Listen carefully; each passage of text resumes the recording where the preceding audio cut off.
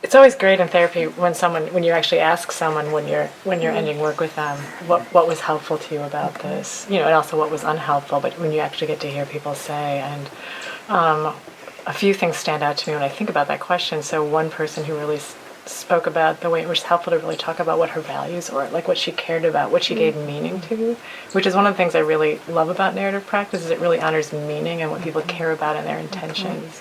And she found that really helpful. Another person, I often ask this question. So she had just someone who had made a new initiative in her life, and I said, well, how is it for you to see yourself be able to do that? And she says, and she just laughed, and she said, I ask myself that question every time I do something new and positive. She says it helps me to think about myself, my whole self, in a new way, to ask, how is it for me to see myself take this new step forward? So that was really interesting to hear that particular question being meaningful to her.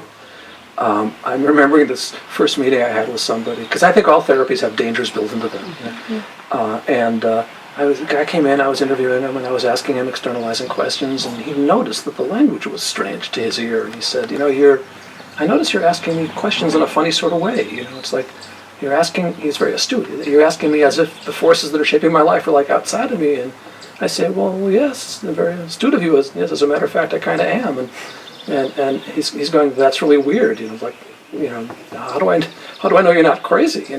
And I said, well, it actually comes from like a way of working that I've studied. And he goes, oh, so there's other people that do this too? And I go, yeah, there are.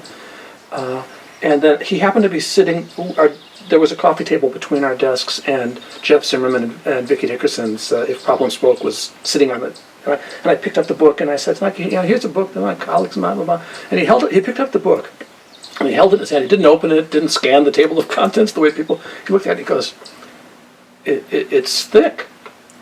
It's hardcover. It must be true.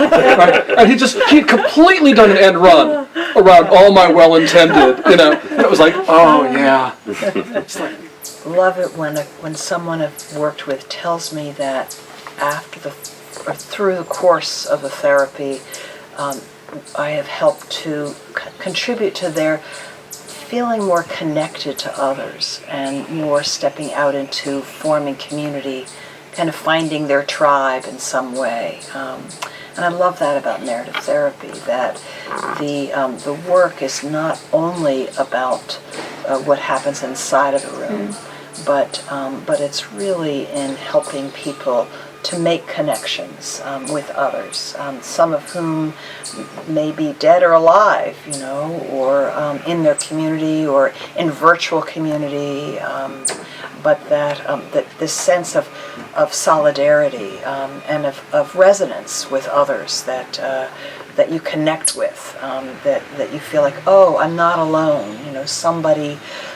else gets this.